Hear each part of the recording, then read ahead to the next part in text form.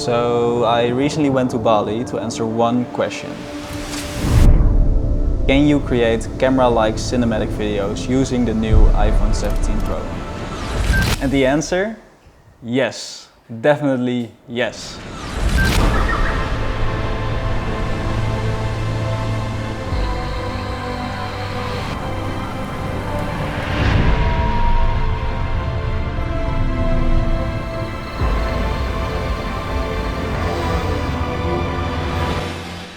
So, as you can see, it's quite possible to create cinematic videos using an iPhone.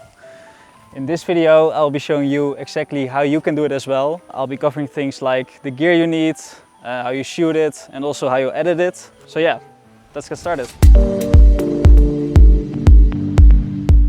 Let's talk about the gear you need to create a video like the one you just seen.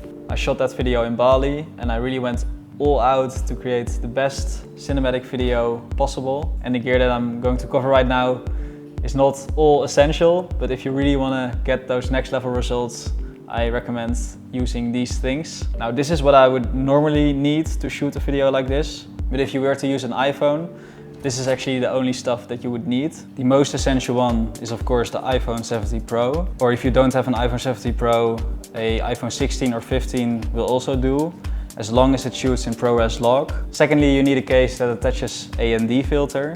I use the one from Telescene. Third, you need a gimbal. I use the one from Hohem. I'll put links to all of these in the description so you can see exactly what I'm talking about. And then finally, I also used a underwater housing for the iPhone to get some of the underwater shots that you saw in that little video. Additionally, you might also want to get an external SSD to record your footage to. File sizes can be quite big when recording with an iPhone in ProRes Log. So if you have an iPhone that has less storage, for example 500 gigabytes or less, I would recommend recording to an external SSD.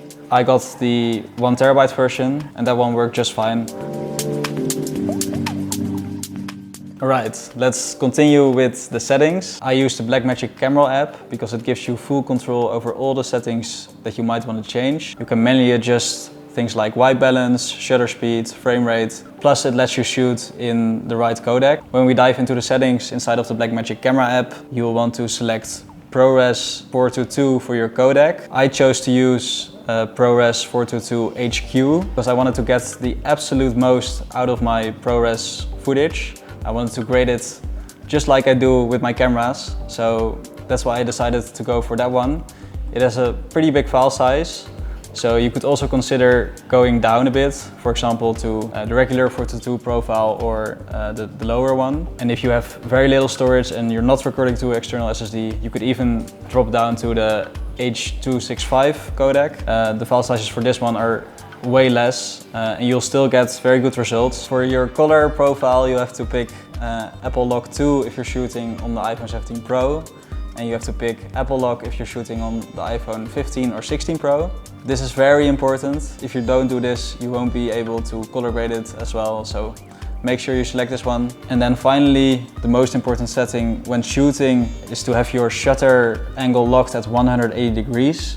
This way your shutter speed is always double your frame rate, and this is crucial in getting the sharpest looking footage. And then adjust exposure by rotating your ND filter, or you can also adjust your ISO settings. Another thing you can do inside of the Blackmagic Camera app that is very useful is that you can display LUTs. What I did, I imported the LUTs that I created for the iPhone and I imported them into the Blackmagic app, and then you can select those LUTs while shooting, and this is very convenient because you can already see what kind of look you will get after you apply your color grade, and this makes it a lot easier to determine how you want to expose your footage. So yeah, these are the main settings that you need to adjust on the Blackmagic Camera app. I have a few tips and techniques that I use when I'm shooting. The first tip is to always shoot a wide, medium and close-up shot. When using an iPhone, it's very easy to switch between lenses. This is actually one of the main benefits of using an iPhone. and it allows you to quickly swap between a 30mm to a 40mm or even closer. This way, when you're in the edit, you can cut between 2 or 3 shots to tell a little story. It just makes it way more interesting to watch. My second tip is to use foreground elements to make your shots more interesting. Tip number 3 is to switch your frame rates when shooting. For some shots, it is nice to shoot in 25 frames per second because this gives you the most natural looking motion blur. So if you want to give a feeling of movement in your shots and you already know that you don't want to slow the footage down, shoot in 25 frames per second. But if you think that it would be nice to potentially slow the footage down, you can up your frame rate to 50, 60 or 120 FPS. And my final tip is using a gimbal. Using a gimbal is definitely not necessary to create cinematic videos, but it does give you that extra stable movement. So we're gonna do the final shoot of the video now. We're gonna do a bike scene. I'm gonna be on the back of the motorcycle, Emil's gonna be driving. It is essential to have a gimbal because we're gonna be very high speed, and without a gimbal it would be impossible to get these kind of shots. So yeah, let's go.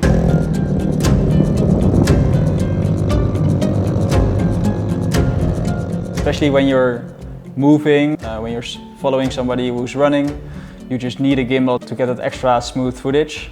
So I decided to use a gimbal from a company called Hohem. They have very solid gimbals and it does everything that you would expect a gimbal to do. As you can see, I have 2, so I'll be giving away one of them. Just let me know where you would like to win this gimbal and I'll select a winner randomly in about a week's time. So for the underwater shots, I actually used a diving case from a company called Telesin. I'll put a link to it in the description. iPhone is actually pretty good with water, but if you're shooting in the ocean and there's a lot of salt, I definitely recommend using a underwater housing since you don't want to ruin your brand new phone. Shooting underwater is a bit of a challenge because when I attached this phone to the case, I had to lock my exposure beforehand. So I was just guessing a little bit what the right exposure would be. And we were shooting dolphins on this boat in Indonesia and it was very hard to get a proper shot because you were swimming with the dolphins and the dolphins were going very fast. So I had to attach myself to a rope and I was going very quickly, so it was very hard to keep the shot stable. So I decided to shoot in 120 frames per second. That way I could slow the footage down by 20%, which meant that I only needed a few seconds of good framing.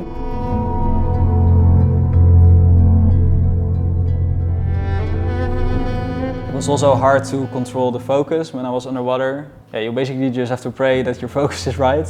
At least that is what I did. Maybe there's a better way.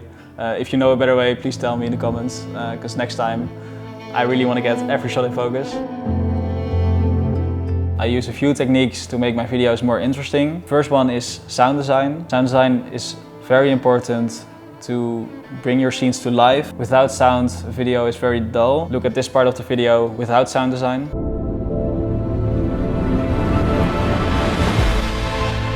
And with sound design.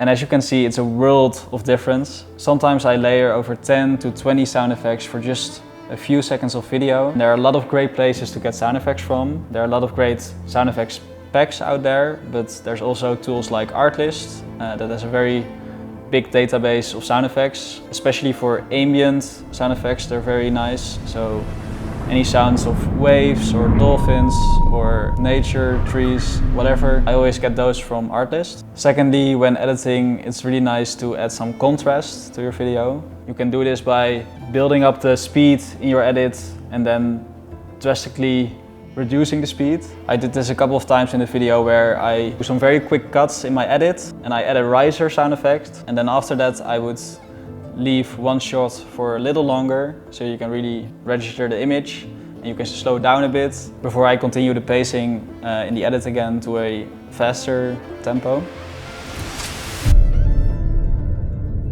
And the biggest thing with editing is just practice, practice, practice. I've been editing since I was 15, so that's over 10 years ago already. And still every year my editing improves. So it's most important to just start, edit stuff, put it out, get feedback, and just continue that whole process. And at some point you'll be making stuff that you're really happy with and that other people will like as well. In In this part of the video, I'll show you how important it is to shoot in ProRes Log and what it does after you apply a nice looking color grade. My color grading workflow is very simple. I apply my LUTs, which completely transform the image from looking very gray and dull to looking quite nice already. And then I also adjust basic things like exposure and white balance. Sometimes I also add a bit of contrast or a bit of glow to really make the image exactly to my liking. So we're inside DaVinci Resolve right now. I've got 4 clips here that I want to grade. So let's head over to the color tab. Let's create a very basic node tree. In the first node we'll do our primaries. So we'll just things like exposure and white balance.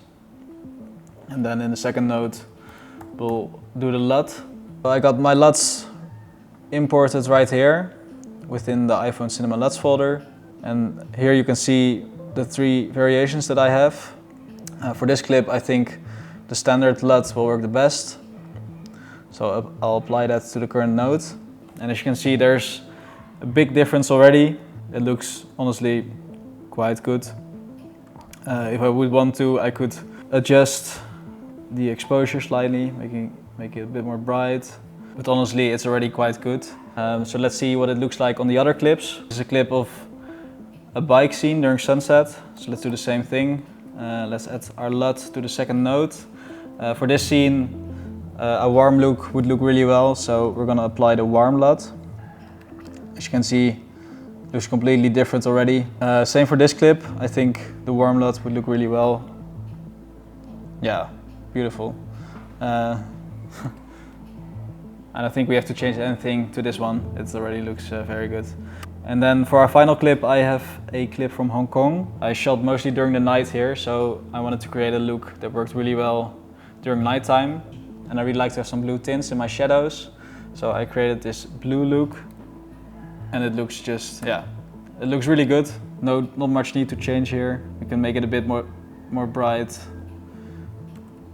Yeah, there we go. As you can see, these LUTs already give a lot of life to your footage. I've been shooting on iPhones for over a year now, so I actually created 3 looks that I really like. So if you like what you've just seen, you can actually buy these LUTs through the link in the description. There's a special launch discount going on right now. You can get them for 20 euros instead of 45 euros. This will only be for a week. After a week I will increase the price back to 45. If you're looking for a simple but effective way to transform your footage very quickly, I really honestly recommend getting these LUTs. And if you also want to support me a little bit, I would greatly appreciate if you would check them out. I will also be giving away 5 LUT packs to people that comment in the comment section. Let me know why you want these LUTs and I'll be picking 5 winners randomly in a week's time.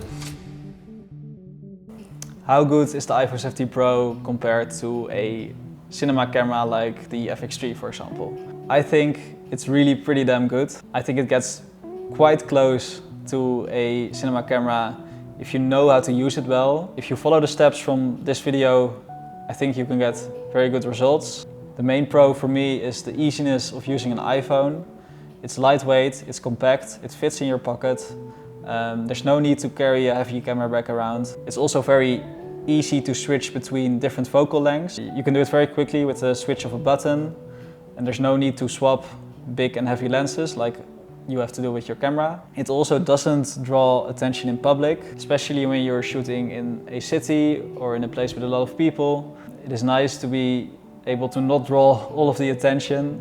When I'm shooting with my FX3, with my big camera setup, I always feel like people are looking at me, and all that I want is for them to continue the thing they're doing and not be distracted by the camera. The ability to shoot in ProRes Log is also a very big pro of the iPhone. This is really what makes it look very similar to an actual camera. Of course, there are also some cons. I think the image that you get out of an FX3, for example, is of course better. I think you have a lot more depth in your image. It's not very easy to get that nice looking bokeh with an iPhone. Of course, you're also a bit more flexible in the grade. The iPhone is also a lot worse in low light. I found that if you raise the ISO too high, above like 500, the footage tends to get quite noisy. And lastly, the file sizes that you get when shooting in Apple ProRes 422 HQ are very big. They're way bigger than the raw file sizes that I get when shooting with my FX3, which is quite annoying. You need many terabytes of space on your hard drive to store all of those files. So I really hope next year that they can do something to lower these file sizes a little bit. This will make it slightly more easy to shoot these kind of videos. But other than that, I think it's a great tool. And I'm honestly so excited that you can create videos like this using a phone because it lowers the barrier for people to enter these kind of markets and to create videos themselves. I think if you're on a budget and you don't have money to buy a separate phone and a separate camera, it's probably better to buy one of the iPhones that shoots in ProRes Log, and then there's no more need to buy a camera because you can really get so much out of the iPhone, and I think there's a lot of possibilities. I really hope you enjoyed this video and that you learned something from it. If you have any more questions, you can always send me a message on Instagram and I'll be happy to help you out there. And yes, I'll see you in the next one.